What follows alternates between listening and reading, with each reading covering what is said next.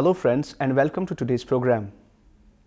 We will talk on the topic mechanism of macroevolution, phylogeny and tree of life. The main objectives of today's program will be first, to give a general idea about macroevolution, second, to explain different types and patterns of macroevolution, to give a precise account of phylogenetic trees, and number fourth is to study gene trees and species trees. So, let's start with brief introduction about macroevolution. Macroevolution is evolution on a scale of separated gene pools.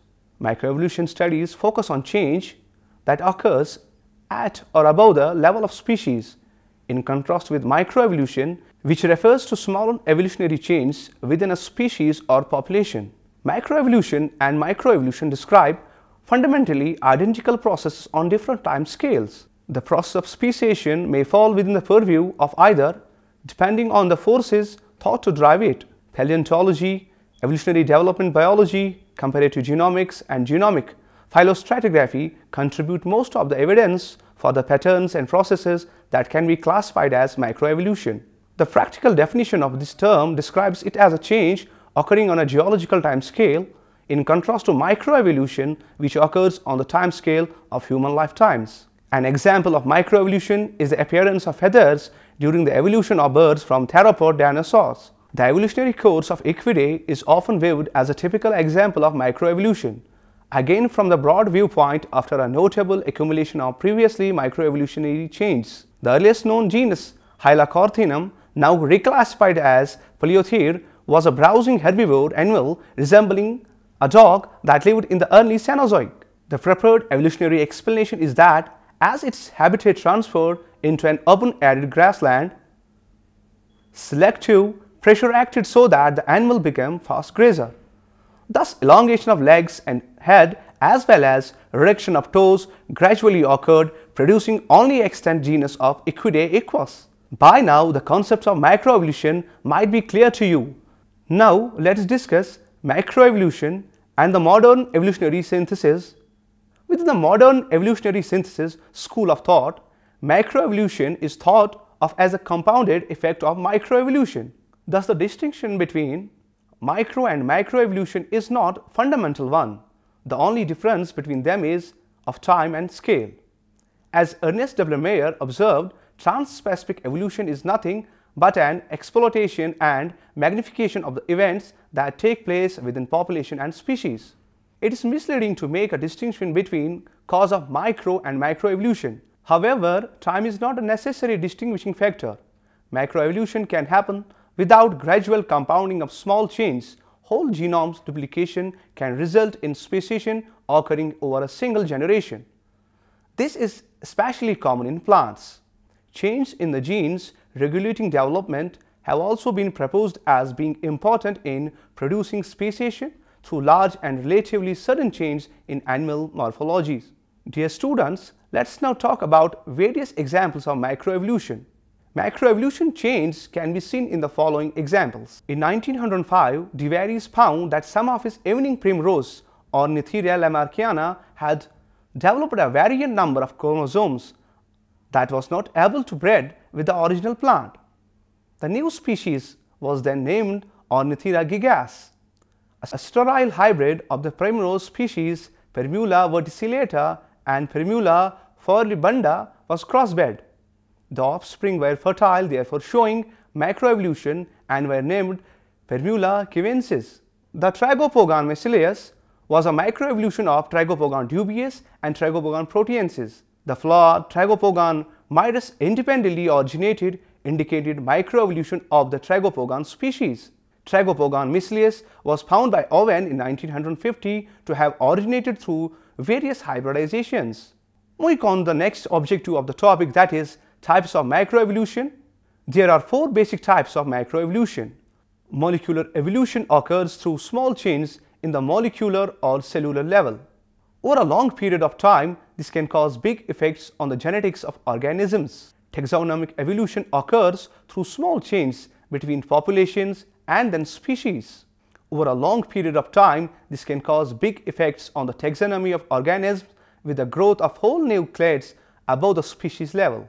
Morphological evolution occurs through small changes in the morphology of organisms. Over a long period of time, this can cause big effects on the morphology of major clades. This can be clearly seen in Speciation. Through the early evolution of Speciation, hind limbs were still present. However, over millions of years, the hind limb regressed and became internal. Ecological evolution occurs through small changes in the ecological role organisms occupy.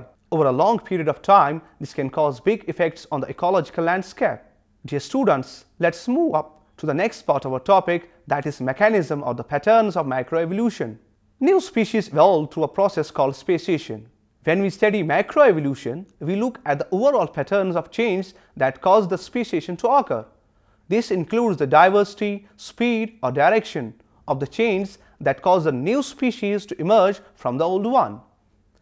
Speciation generally happens at a very slow pace. It refers to the creation of new and distinct biological species by branching off from the ancestor population. Speciation is a key concept in macroevolution in which generations of the new species and the loss of species are major areas of study. Studying extinct species is an interesting puzzle in which various incomplete bits of information are combined to build a whole picture. Typically, extinct species are defined by the morphology of fossils, which is compared with other fossils and the morphology of current species. The comparison can provide information about how the extinct species lived, or in case of incomplete fossil skeletons, may provide an idea of what the missing part may have looked like. However, scientists can study fossil records and compare the anatomy of previous species with that of today's living organisms.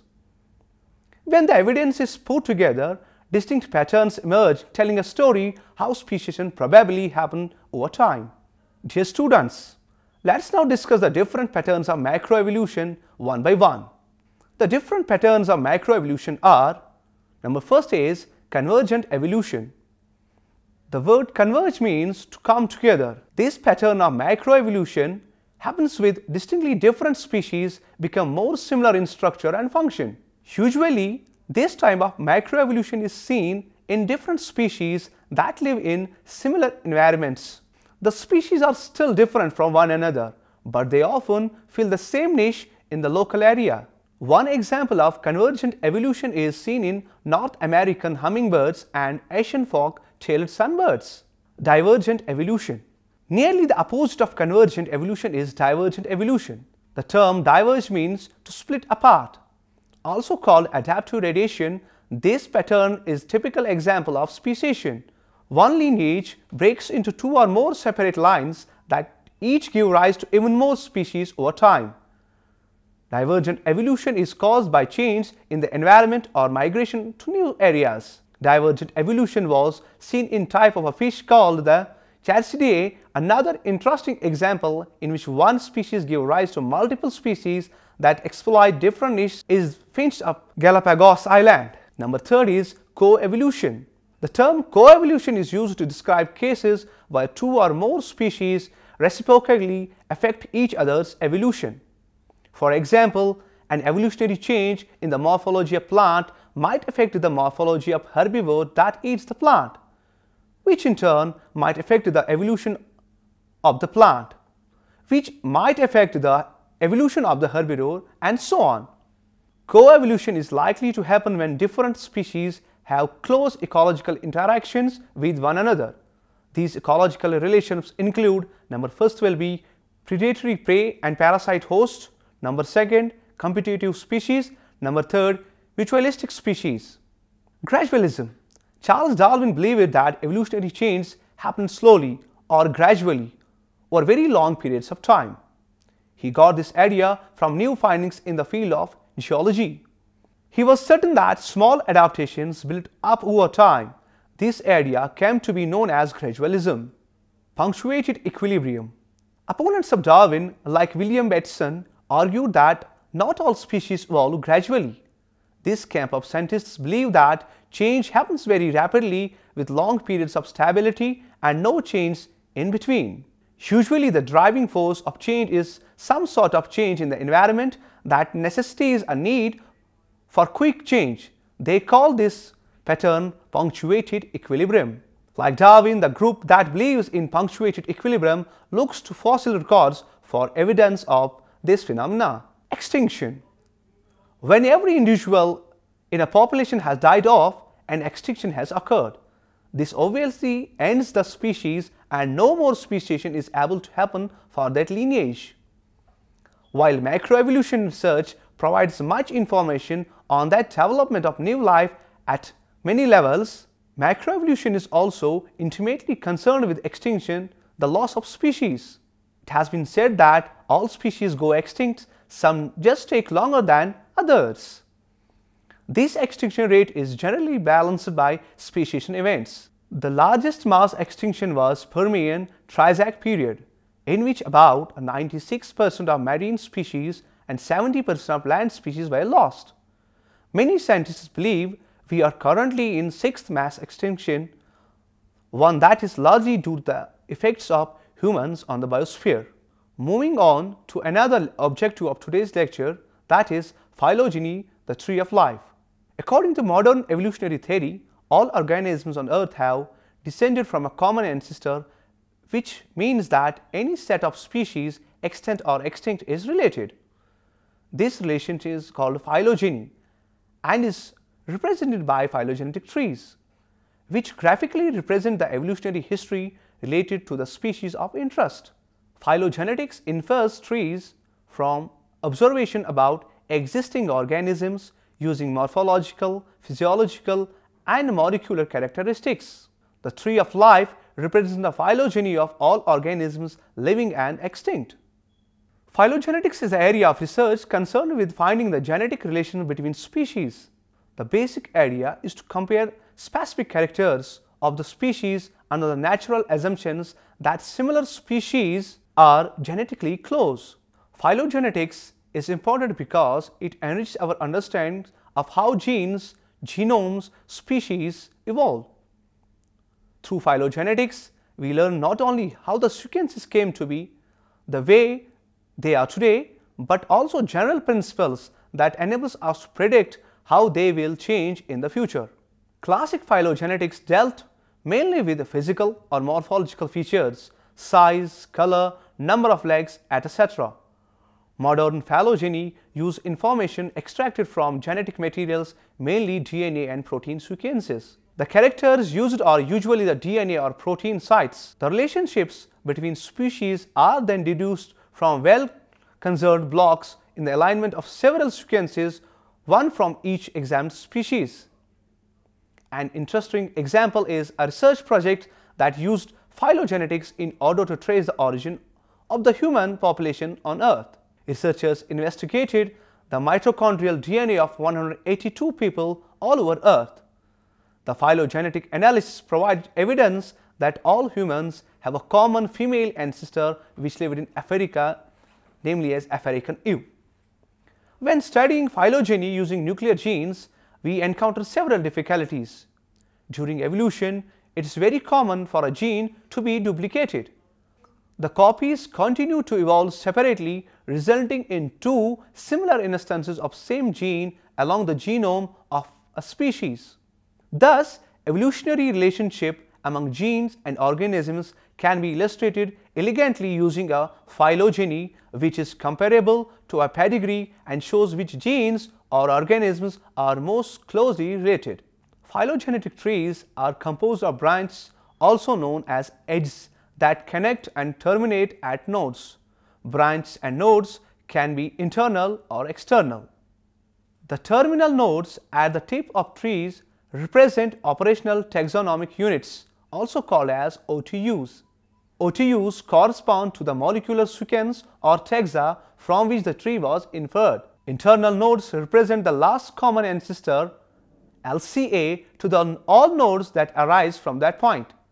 Trees can be made of a single gene from many taxa or multiple gene families. Phylogenetic trees take several forms. They can be rooted or unrooted, binary or general, and may show or not show edge lengths. A tree is considered to be rooted if there is a particular node or outgroup, an external point of reference from which all OTUs in the tree arises. In other words, a rooted tree is a tree in which one of the nodes is stipulated to be root, and thus the direction of ancestral relationship is determined. An unrooted tree shows how close the species are and has no predetermined roots and therefore induces no hierarchy. Rooting an unrooted tree involves inserting a new node which will function as the root node. This can be done by introducing an outgroup, a species that is definitely distant from all the species of interest. The proposed root will be the direct predecessor of the outgroup. An unrooted tree only positions the individual taxa relative to each other without indicating the direction of the evolutionary process. In an unrooted tree, there is no indication of which node represents the ancestor of all OTUs. The root is the oldest point in the tree and the common ancestor of all taxa in the analysis. Branches of a tree can be grouped together in different ways. A monophyletic group consists of an internal LCA node and all the OTUs arising from it. All members within the group are derived from a common ancestor and have inherited a set of unique common traits. A paraphyletic group excludes some of its descendants, and a polyphyletic group can be a collection of the distant related OTUs that are associated by a similar characteristic of phenotype but are not directly descended from a common ancestor. A group of taxa that share the same branch have a monophyletic origin and is called a cluster. The branching pattern, that is the order of the nodes, is called topology of the tree. Moving on, let's talk about trees and homology. Evolution is shaped by homology, which refers to any similarity due to common ancestry. Similar phylogenetic trees are defined by homologous relationships. Paralogs or homologs sequences separated by a gene duplication event. Orthologs or homologous sequences separated by a speciation event. Homologs can be either paralogs or orthologs. Molecular phylogenetic trees are drawn so that branch length corresponding to amount of evolution between nodes. Paralogs are created by gene duplication events. Once a gene has been duplicated, all subsequent species in the phylogeny will inherit both copies of the gene, creating orthologs. Interestingly, evolutionary divergence of different species may result in many variations of the protein, all with similar structures and functions, but with very different amino acid sequences. Phylogenetic studies can trace the origin of such proteins to the ancestral protein family or gene. Further, let us discuss about one more objective, that is gene tree versus species tree. A gene tree is a model of how a gene evolves through duplication, loss and nucleotide substitution. As a gene at a locus in the genome replicates and its copies are passed on to more than one offsprings, branching points are generated in the gene trees. A species tree depicts the pattern of branching of species lineage via process of speciation. Speciation occurs by the population of ancestral species splitting into two groups that are unable to interbreed. An internal node in a gene tree indicates the divergence of an ancestral gene into two genes with different DNA sequences, usually resulting from a mutation of one sort or another. An internal node in species tree represents what is called a speciation event, whereby the population of ancestral species splits into two groups that are no longer able to interbreed. These two events, mutation and speciation, do not always occur at the same time. Dear students, that's all about today's program. Hope you have understood and enjoyed well. Thank you and goodbye.